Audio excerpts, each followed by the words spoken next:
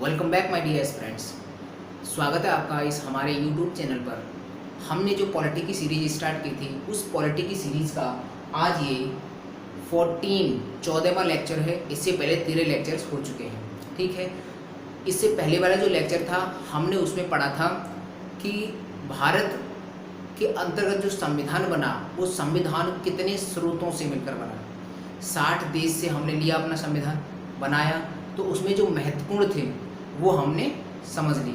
अब उसके बाद अब ये जो हम पढ़ने वाले हैं इसमें कुछ महत्वपूर्ण शब्दावली है, क्योंकि ये पूरी शब्दावली पूरे संविधान में चलेगी तो हमें तब पढ़नी पड़ेगी। इससे बढ़िया ऐसा है कि हम पहले ही पूरी शब्दावली पढ़ लेते हैं, उसके बाद हम संविधान के अंदर एंट्री करेंगे, ठीक है।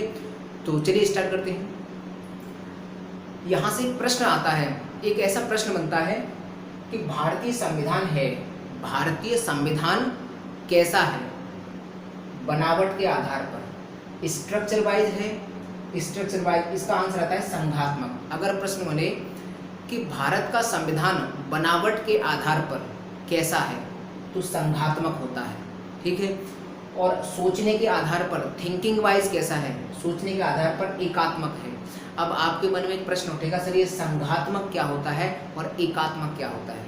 उससे पहले ये प्रश्न जान लो कि अगर ये पूछे कि भारतीय संविधान बनावट के आधार पर स्ट्रक्चर वाइज कैसा है, संघात्मक, और थिंकिंग वाइज कैसा है, एकात्मक। तो अब पढ़ते हैं संघात्मक क्या है और एकात्मक क्या है, ठीक है। ये लिखा है संघात्मक व्यवस्था। संघात्मक व्यवस्था का मतलब क्या होता है? संघात्मक व्यवस्था का मतलब होता है शक्तियों का बंटवारा। जैसे हमने पहले पढ़ा था, बहुत अच्छे से पढ़ा था कि अंग्रेजों ने अखिल भारतीय संघ की स्थापना की थी। तो उन्होंने किया क्या था? भारत पहले क्या था? भारत था, ये था पहले केंद्र। अंग्रेजों ने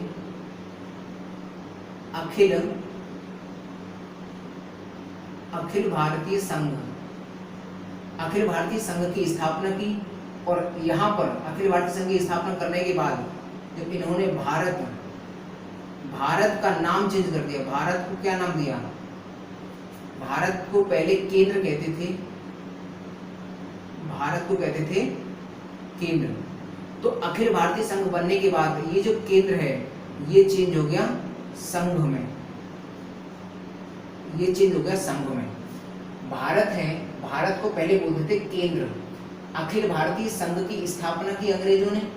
अखिल भारतीय संघ की स्थापना करने के बाद भारत को जो केंद्र कहते थे, तो केंद्र के बाद उन्होंने इसको कहा संघ। और इस संघ का मतलब क्या है? इसके अंतर्गत क्या आएंगे? इसके अंतर्गत आएंगे प्रांत और इसके अंतर्गत आएंगे प्रांत और देसी रियासतें, देसी रियासतें। ये इन्होंने कहा था ये संघ, भारत को हमने अब केंद्र माना, केंद्र को हमने संघ मान लिया, और संघ के अंतर्गत आएंगे प्रांत और देसी रियासतें, और ये इस संघ के अंग होंगे, और इनको भी कुछ शक्ति प्रदान होगी। जो कुछ शक्ति है, शक्ति इनको भी मिलेगी और कुछ शक्ति इनको भी मिलेगी। इसका मतलब ये है कि जब अंग्रेजों ने अखिल भारतीय संघ की स्थापना की, अखिल भारतीय संघ की स्थापना करने के बाद भारत को जो केंद्र कहा जाता था, तो उन्होंने उस केंद्र का नाम बदलकर संघ कर दिया, और संघ के अंदर क्या आया? ब्रिटिश भारत के जितने भी प्रांत थे वो सभी प्रांत आए और देसी रियासतें आई थी। ये प्रांत और देसी रियासतें उस संघ का अंग कहलाई, ठीक है। वो उन्होंने जो संघ बनाया उसका ये अंग कहलाई, और इन प्रांतों और देसी रियासतों को भी कुछ शक्ति प्रदान कर दी थी, कुछ अधिकार दे दिए थे, और कुछ अधिकार संघ के पास थे। तो जो अधिकार है, जो पावर है, शक्ति है, वो दो जगह डिवाइड कर दी थी। तो यही है शक्ति का बंटवारा। अगर हम ये व्यवस्था अपनाते हैं संघ वाली, इसको बोलते हैं संघात्मक व्यवस्था। संघ वाली व्यवस्था अपनाते हैं मतलब केंद्र को हम संघ मानेंगे और जितने भी राज्य हैं उनको हम उस संघ का अंग मानेंगे। केंद्र के पास भी अपनी शक्ति होगी, राज्य के पास अपनी शक्ति होगी। तो ये जो व्यवस्था है ये कहलाती है संघात्मक व्यवस्था। तो संघात्मक व्यवस्था में होता क्या है? केंद्र के पास भी शक्ति होती है, राज्य के पास भी शक्ति होती है। तो संघात्मक व्यवस्था में वही मैंने लिखा यहाँ पर कि संघात्मक व्यवस्था में शक्तियों का बंटवारा। ठीक है, तो प्रश्न ऐसा है कि वह कौन सी व्यवस्था है जिसमें शक्तियों का बंटवारा होता है, तो वो है संघात्मक व्यवस्था। संघात्मक व्यवस्था में जिस देश को हम संघात्मक व्यवस्था मान रहे हैं, उस देश की जो केंद्र सरकार होता है, केंद्र, उसको हम संघ मानेंगे और उस देश के अंदर जितने भी राज्य हैं उन्हें हम उस संघ का अंग मानेंगे। और केंद्र के पास मतलब संघ के पास भी कुछ शक्ति होगी और जो अंग हमने माने हैं राज्यों को, उनके पास भी शक्ति होगी।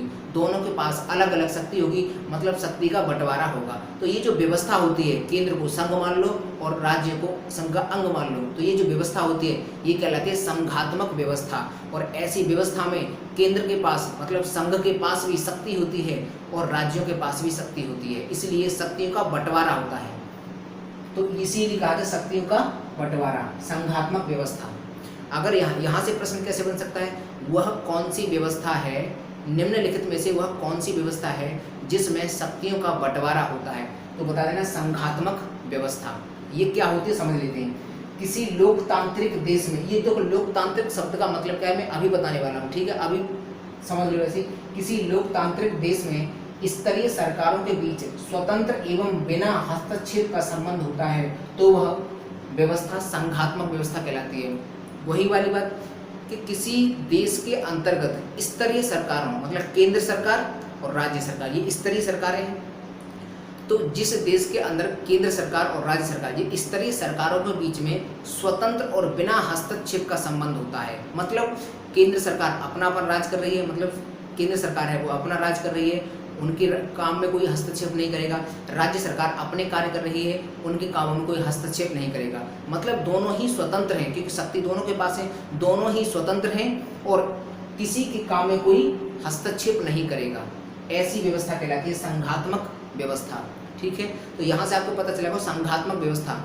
जैसे उदाहरण के तौर पर भारत में राज्य और केंद्र, अगर भारत में देखें तो राज्य सरकार है जितनी भी वो और केंद्र सरकार वो, दोनों को केंद्र सरकार के पास भी ताकत है, पावर है, और राज्य सरकार के पास भी अपनी खुद की ताकत है। ठीक है, तो शक्तियाँ भी दो जगह बटी हुई हैं। तो भारत में भारत का केंद्र और राज्य दोनों के बीच में जो व्यवस्था है वो कैसी है, संघात्मक व्यवस्था। ठीक है, तो हम इतना ओवरऑल समझे कि संघात्मक व्यवस्था में शक्तियों का बंटवारा होता है। संघात्मक व्यवस्था में ये जो स्वतंत्र जो स्तरीय सरकारें होती हैं उनके बीच में स्वतंत्र संबंध होता है बिना हस्तक्षेप का, इसको बोलते हैं संघात्मक व्यवस्था। अब समझते हैं एकात्मक व्यवस्था। एकात्मक व्यवस्था का मतलब होता है शक्तियों का एकीकरण। मतलब क्या है कि ऐसा देश जिस देश के अंतर्गत स्तरीय सरकारों के बीच में कोई संबंध नहीं हो, स्वतंत्र संबंध नहीं होता है, निचले स्तर की सरकार उच्च स्तर की सरकार के अधीन काम करेगी।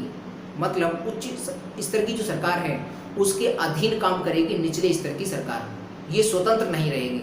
ये किसके अधीन काम करेगी, उच्च सरकार है उसके अधीन। तो ये होती है एकात्मक व्यवस्था।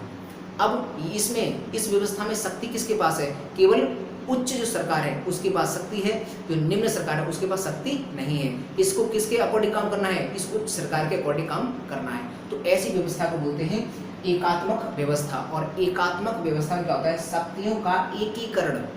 शक्तियाँ केवल एक के पास होती हैं, जो उच्च सरकार होती है, जो सबसे ऊंची सरकार होती है उसके पास शक्ति होती है, और जितनी निम्न स्तरीय सरकारें हैं वो सब उसके अधीन काम करेंगे। ये कहलाती है एकात्मक व्यवस्था।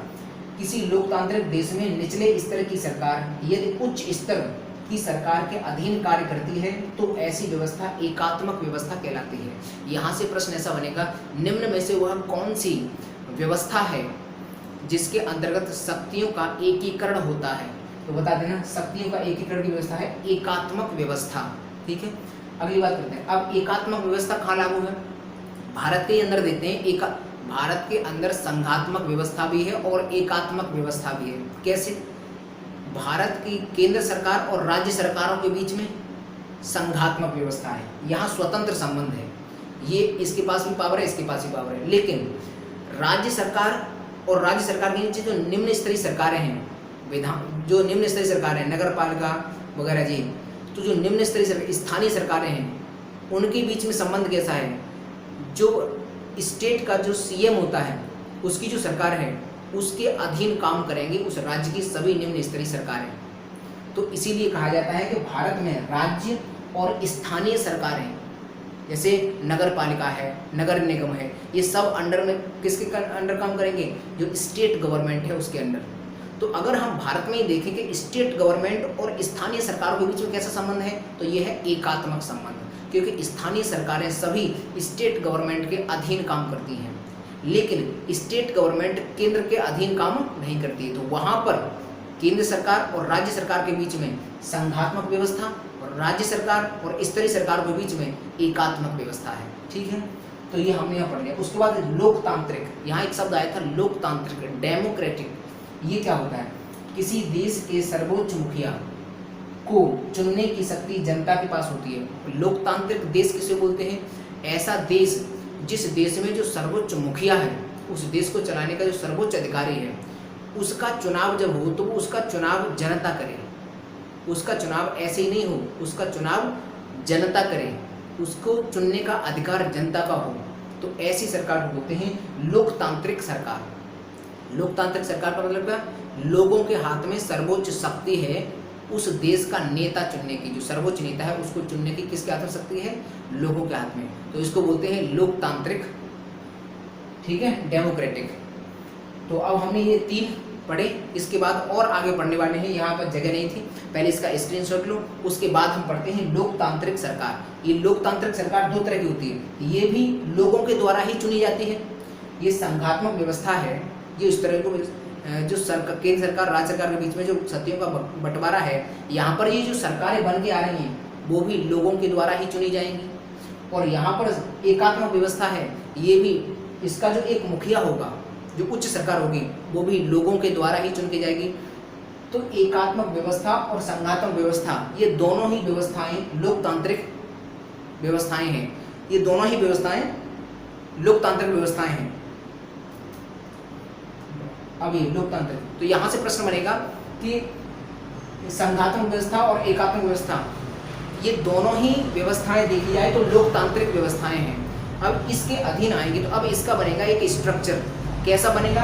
जस्ट इसके बाद पहले इसका स्क्रीनशॉट। तो चलिए अब हम लोकतांत्रिक सरकार समझ लेते हैं। लोकतांत्रिक सरकार का क्या स्ट्रक्चर होता है, उस स्ट्रक्चर को हम समझ लेते हैं। देखो यहाँ पर है लोकतांत्रिक सरकार। लोकतांत्रिक सरकार क्या होती है? ऐसी सरकार जिसका जो मुखिया है, जिसका जो हेड है, वो जनता के द्वारा चुनकर जाए, उसको बोलते हैं लोकतांत्रिक सरकार। तो लोकतांत्रिक सरकार को, डेमोक्रेटिक गवर्नमेंट को हम 2 भागों में बांटते हैं, संघात्मक सरकार और एकात्मक सरकार।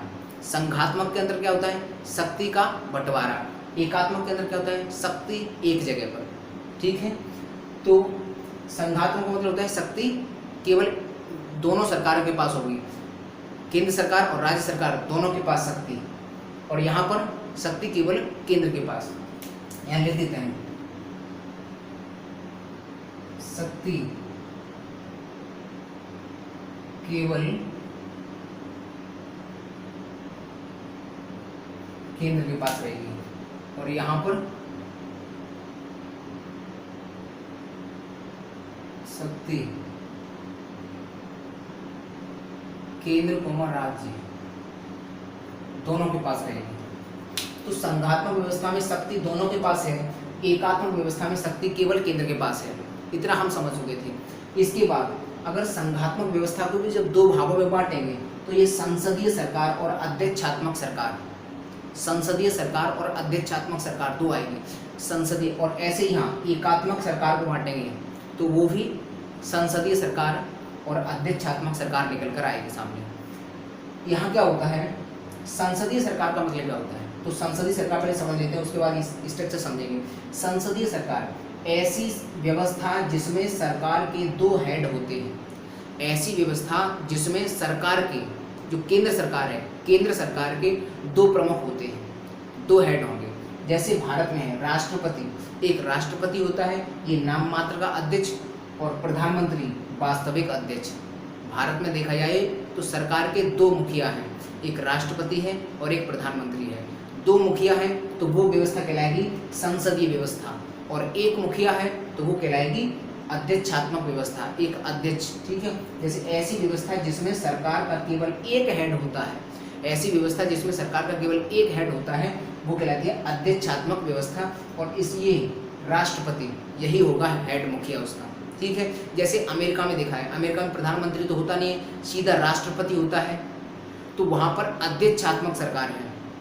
भारत में देखो तो भारत में राष्ट्रपति भी होता है और प्रधानमंत्री भी होता है, दोनों के पास थोड़ी थोड़ी शक्तियाँ होती हैं, लेकिन वो दोनों ही सरकार के मुखिया हैं, ठीक है। तो लेकिन नाम मात्र का मुखिया होता है राष्ट्रपति, लेकिन मुखिया दोनों हैं। तो हमारे भारत में है संसदीय व्यवस्था, अमेरिका में है अध्यक्षात्मक व्यवस्था। तो संसदीय और अध्यक्षात्मक का मतलब समझ में आया। यहाँ हमें समझ में आया था शक्ति किनके पास है, संघात्मक और एकात्मक। संघात्मक का मतलब केंद्र और राज्य दोनों के पास शक्ति है, शक्तियों का बंटवारा है। एकात्मक का मतलब शक्ति केवल एक के पास होगी, केंद्र सरकार के ऊपर होगी शक्ति, ठीक है। अगला संसदीय और अध्यक्षात्मक सरकार में अंतर हमने क्या समझा था। संसदीय का मतलब होता है सरकार के दो हेड और अध्यक्षात्मक का मतलब होता है सरकार का एक हेड, ठीक है। ये हो गया। अब देखो संघात्मक को संसदीय और अध्यक्षात्मक, और यहाँ पर एकात्मक को बांटे तो संसदीय और अध्यक्षात्मक। मैंने ये लिख रखा है नीचे देशों के नाम। ये जो भारत की है, भारत यहाँ लिखा है भारत की राजनीतिक व्यवस्था। भारत की राजनीतिक व्यवस्था कैसी है, संघात्मक संसदीय व्यवस्था। भारत की अगर राजनीतिक व्यवस्था की बात करूँ तो संघात्मक संसदीय व्यवस्था, भारत की संघात्मक संसदीय व्यवस्था, तो वही है संघात्मक संसदीय व्यवस्था। भारत की राजनीति कैसी है, संघात्मक संसदीय व्यवस्था। यूएसए की कैसी है, संघात्मक अध्यक्षात्मक व्यवस्था। ब्रिटेन की कैसी है, एकात्मक संसदीय व्यवस्था। और फ्रांस की कैसी है, तो एकात्मक अध्यक्षात्मक व्यवस्था, ठीक है। तो भारत की राजनीति कैसी, भारत की राजनीतिक व्यवस्था कैसी है, संघात्मक संसदीय व्यवस्था। हमने पहले पढ़ा था संविधान के स्रोत, जब हमें पढ़े थे तो संघात्मक कहाँ से लिया था, कनाडा, ये हमने कनाडा से लिया था। ये जो व्यवस्था संघात्मक जो व्यवस्था थी वो हमने कनाडा से सीखी, और संसदीय व्यवस्था थी वो हमने ब्रिटेन से सीखी थी, ब्रिटेन से सीखी थी। तो हम इतना समझ गए। अगर ऐसा प्रश्न बने कि भारत की जो राजनीतिक व्यवस्था है वो कैसी है, तो बता देना संघात्मक संसदीय व्यवस्था। इसमें जो संघात्मक है वो हम कनाडा से सीखे हैं, और संसदीय है वो हम ब्रिटेन से सीखे हैं, ठीक है। अब यहाँ इनका एक बार और रिवीजन कर लेते हैं। संघात्मक का मतलब क्या होता है, दोनों केंद्र सरकार राज्य सरकार दोनों के पास शक्ति होगी, मतलब शक्तियों का बंटवारा। एकात्मक का मतलब क्या होता है, शक्ति केवल एक के पास होगी, कहाँ, केंद्र सरकार में। अब हम संसदीय, अब आता है संसदीय सरकार और अध्यक्षात्मक सरकार। संसदीय सरकार का मतलब होता है कि सरकार के दो मुखिया होंगे। अध्यक्षात्मक का मतलब होता है सरकार का एक मुखिया होगा। अगर इस तरह से प्रश्न पूछे कि यूएसए में संसदीय व्यवस्था कैसी है, तो यूएसए कहाँ पर है, ये है। तो यूएसए में संघात्मक अध्यक्षात्मक व्यवस्था, जिस तरह से भारत में संघात्मक संसदीय व्यवस्था है, वैसे ही संघात्मक अध्यक्षात्मक व्यवस्था यूएसए में। ब्रिटेन में क्या है, एकात्मक संसदीय व्यवस्था। एकात्मक क्यों है, क्योंकि वहाँ पर भी एक हेड होता है, जो प्रधानमंत्री, वहाँ का प्रधानमंत्री हेड होता है, ठीक है। उसके बाद ऐसे फ्रांस में भी क्या है, एकात्मक सरकार। सॉरी, यहाँ ब्रिटेन में सरकार के तो दो हेड होते हैं, लेकिन जो सर्वोच्च शक्ति होती है वो केंद्र सरकार के पास होती है, इसलिए वो सर्वोच्च शक्ति केंद्र सरकार के पास है, इसलिए एकात्मक। और इसके दो हेड हैं, प्रधानमंत्री और महारानी, प्रधानमंत्री और महारानी दो हेड हैं, इसलिए ब्रिटेन यहाँ आ गया। एकात्मक संसदीय व्यवस्था ब्रिटेन की, क्योंकि ब्रिटेन के दो हेड हैं, एक तो पीएम और एक महारानी, इसलिए संसदीय। और शक्ति पूरी कहाँ पर है, केंद्र में है। तो क्योंकि राज्य सरकारों के पास, प्रधानमंत्री के पास संपूर्ण शक्ति है, तो राज्य सरकार के पास शक्ति नहीं है, इसलिए वो एकात्मक। अध्यक्षात्मक, एक अध्यक्ष होता है, ठीक है। तो ये हमने ये स्ट्रक्चर समझा। इसके बाद अब हम समझते हैं भारत में सरकारों, कितनी सरकारें हैं, तो केंद्र सरकार है, राज्य सरकार है और स्थानीय सरकारें हैं। तीनों सरकारों का एक स्ट्रक्चर वाइज इस तरह से एक स्ट्रक्चर बनाएंगे, उसके अकॉर्डिंग हम सीखेंगे, ठीक है। पहले इसका स्क्रीनशॉट लो, उसके बाद हम उसको सीखते हैं। चलिए स्क्रीनशॉट लीजिए। तो चलिए अब हम भारत में सरकारें समझ लेते हैं कि जो भारत है, भारत में कैसी कैसी सरकारें हैं, कैसा स्ट्रक्चर है, ठीक है। तो ये है भारत में सरकारें। पहली है केंद्र सरकार, भारत की जो सबसे उच्च सर्वोच्च सरकार है वो है केंद्र सरकार। ठीक है, केंद्र सरकार के अंतर्गत हम क्या क्या पढ़ेंगे? राष्ट्रपति, उपराष्ट्रपति, प्रधानमंत्री, लोकसभा और राज्यसभा। लोकसभा और राज्यसभा ये संसद होती है। लोकसभा और राज्यसभा दोनों को मिलाकर क्या बनती है? संसद। तो संसद को इंग्लिश में बोलते हैं पार्लियामेंट। ठीक है, तो member of parliament MP, Lok Sabha और राज्यसभा के जितने भी सदस्य होते हैं उन्हें बोलते हैं एमपी, मेंबर ऑफ पार्लियामेंट। क्योंकि संसद ये लोकसभा और राज्यसभा ये मिलकर बनाती है संसद, और संसद को इंग्लिश बोलते हैं पार्लियामेंट, इसलिए लोकसभा और राज्यसभा के मेंबर को बोलते हैं मेंबर ऑफ पार्लियामेंट, मतलब एमपी। उसके बाद राज्य सरकार, दूसरे स्तर पर आती है राज्य सरकार। राज्य सरकार के अंदर हम पढ़ेंगे राज्यपाल, मुख्यमंत्री, विधानसभा और विधान परिषद। विधान को बोलते हैं लेजिस्लेटिव और सभा को बोलते हैं असेंबली, और विधान को बोलते हैं लेजिस्लेटिव और परिषद को बोलते हैं काउंसिल। तो विधानसभा का जो मेंबर होता है, विधानसभा का मेंबर, उसे बोलते हैं member of legislative assembly, MLA. विधानसभा का जो मेंबर होता है उसे बोलते हैं मेंबर ऑफ लेजिस्लेटिव असेंबली, क्योंकि सभा का मतलब असेंबली, विधान का मतलब लेजिस्लेटिव और एम का मतलब मेंबर। उसके बाद विधान परिषद, विधान परिषद को बोलते हैं मेंबर ऑफ लेजिस्लेटिव काउंसिल, क्योंकि परिषद का मतलब होता है काउंसिल, तो एमएलसी। तो विधान परिषद के सदस्य को बोलते हैं एमएलसी। इसको भी हम आगे पढ़ेंगे जब हम गवर्नमेंट पढ़ेंगे तब। उसके बाद स्थानीय सरकारें, जो तृतीय टाइप की सरकारें हैं, स्थानीय सरकारें। स्थानीय सरकार के अंदर कौन सी आती है? ये मैंने क्रम में लिखा है, सब क्रम में लिखे हैं, सबसे बड़े ऊपर, उसके छोटी नीचे, उससे छोटी नीचे, इस तरह से। नगर निगम, स्थानीय सरकार की जब बात करेंगे तो हम नगर निगम के बारे में पढ़ेंगे, नगर निगम। उसके बाद नगर पालिका, नगर पालिका के बारे में पढ़ेंगे। उसके बाद नगर पंचायत के बारे में पढ़ेंगे। उसके बाद जिला पंचायत, उसके बाद ब्लॉक पंचायत, उसके बाद ग्राम पंचायत। ये हम सारे के सारे यहाँ पर स्थानीय सरकारों के बीच में पढ़ेंगे। स्थानीय सरकार है ये सारे के सारे। अब यहाँ पर हम देखें, ये हमारी केंद्र सरकार है, ये राज्य सरकार है।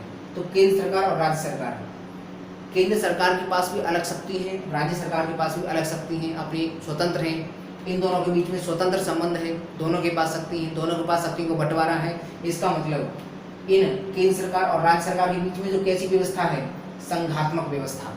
संघात्मक का मतलब शक्तियों का बंटवारा, दोनों जगह शक्ति है, यहाँ पर भी शक्ति, यहाँ पर भी शक्ति, स्वतंत्र संबंध है। तो केंद्र सरकार और राज्य सरकार के बीच में कैसा संबंध है?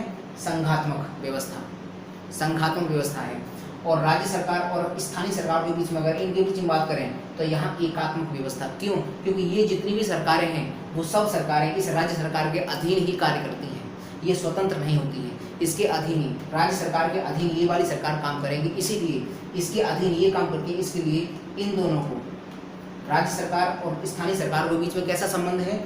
एकात्मक व्यवस्था है। अगर प्रश्न आए कि भारत में केंद्र सरकार और राज्य सरकार के बीच में किस तरह की व्यवस्था है, तो बता देना संघात्मक व्यवस्था।